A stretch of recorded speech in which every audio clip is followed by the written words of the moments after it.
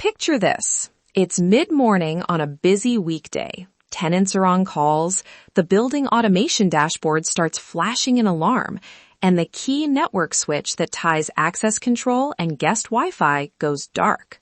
The facilities team traces the issue in 10 minutes, but the first question everyone asks is the same. Where's the spare? They don't have one. The vendor lead time is 3 weeks, and suddenly a routine replacement becomes a tenant-impacting outage.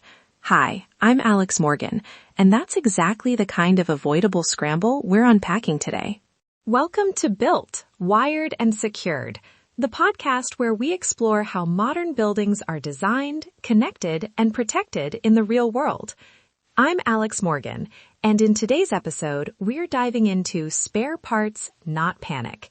Building an operational inventory strategy for modern buildings, why it matters, where projects usually go wrong, and what decision makers need to understand before problems show up in production. Joining me today is Michael Harrington. Michael, thanks for joining. Can you start by telling listeners why a spare Ethernet switch or access controller should ever be on a facility manager's radar? Thanks, Alex. From an operational standpoint, spares are about reducing mean time to repair and protecting revenue and occupant experience. I always ask, what breaks if this goes down? If the answer hits tenant safety, revenue, or business operations, you put a plan in place. Lead times on hardware are often much longer than anyone expects, and that gap is where panic buying and downtime live. Let's set the scene. Downtime costs, supplier lead times, and lifecycle mismatches.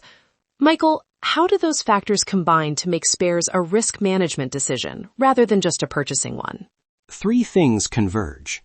1, the cost of downtime, not just in dollars, but in tenant trust. 2, procurement realities. Standard SKUs get discontinued. Suppliers have 6 to 8 week lead times and sometimes longer. And 3, BOM drift. Over time, components change because of ad hoc tenant installs or incremental refreshes. Together, they create hidden single points of failure unless you manage spares deliberately. Okay, segment 1, causes. Walk us through the common ways spare parts programs fail in real projects. Cause 1 is BOM drift.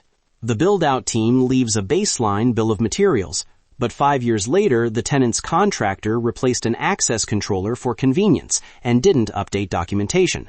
Cause 2 is procurement habits, buy-to-fail mentality where teams assume they'll get a part fast until they can't. Cause 3 is single-source dependencies, proprietary modules or discontinued SKUs. And cause 4 is storage culture. Parts are stored without testing or clear labeling, so when they're needed, they may not work. That buy-to-fail attitude resonates. It's cheap until it's expensive. Moving into segment 2, let's talk trade-offs. Capital tied up in inventory versus the value of immediate availability. How should teams think about that balance? You treat spares like an insurance policy with a tiered premium. Identify critical systems first, those that, if they fail, tenants notice immediately or operations halt. Hold those spares locally. For lower impact items, consider vendor consignment, managed inventory, or just-in-time procurement. The trade-off matrix is simple. Higher impact equals higher willingness to tie up capital. But you also need rotation plans to avoid obsolescence. A spare that won't boot isn't insurance, it's waste.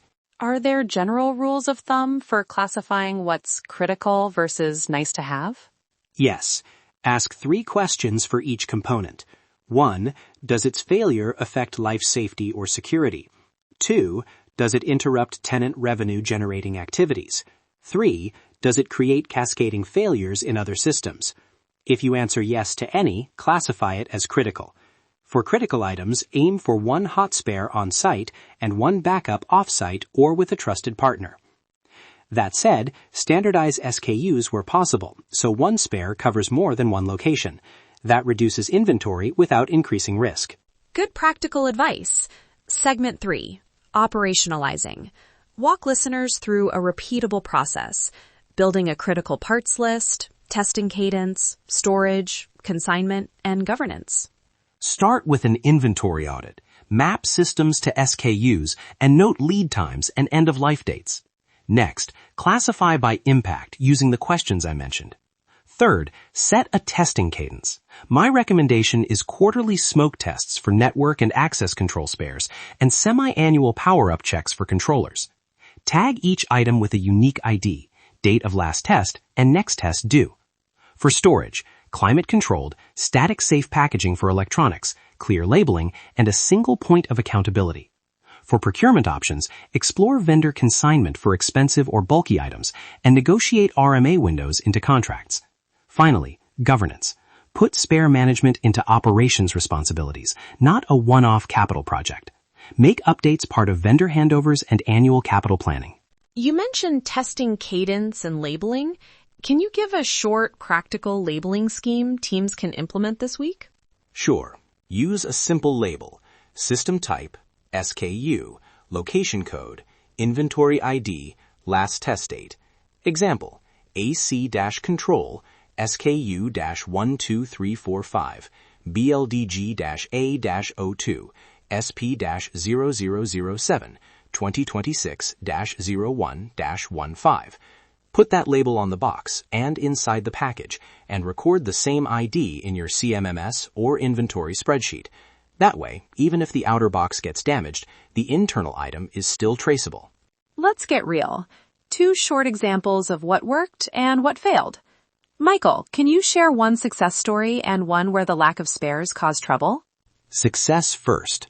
A multi-tenant office tower we manage standardized access controllers across floors and held 2 hot spares on site. One controller failed at 8 a.m. Tech swapped it in under 20 minutes, no tenant impact, and the broken unit went out for repair that afternoon. The cost of 2 spares paid for itself in avoided SLA credits. Failure. On another site, a proprietary network module failed. There was a single spare, but it hadn't been tested in 2 years, and the firmware mismatch made it unusable. That outage lasted 3 days while the correct module was expedited, and the tenant relationship suffered. Lesson: testing and firmware policy matter as much as holding spares. Those are sharp lessons. We're near the end. Let's give listeners a rapid-fire checklist they can use to start building this program. Checklist. 1. Perform an inventory audit and map lead times. 2. Classify components by impact. 3. Hold hot spares for critical items and consider consignment for others. 4. Set a test cadence and document results. 5. Standardize SKUs where possible and document exceptions. 6. Label and store spares properly. 7. Include spares in capital planning and vendor handovers. 8. Assign operational ownership and schedule annual reviews. Excellent. For listeners who want to act quickly, we have a downloadable critical parts template and a sample testing checklist on the show site to help you map inventory and set test cadences this quarter. That wraps up today's episode of Built, Wired, and Secured. We covered how to move from reactive panic buying to a deliberate spare parts strategy that protects uptime without tying up unnecessary capital, and hopefully gave you a clearer way to think about how these decisions play out beyond the initial install. Thanks for spending time with us. Michael, thanks again for joining and sharing those operational examples. Thanks, Alex. Remember, what breaks if this goes down? Let that guide your spare strategy and build the program into operations, not just procurement. That way, tenants feel fewer headaches when things fail, because that's when they notice everything. Before we go, a reminder. Visit our site to download the critical parts template and testing checklist. Built to last, wired with intention, secured for the real world.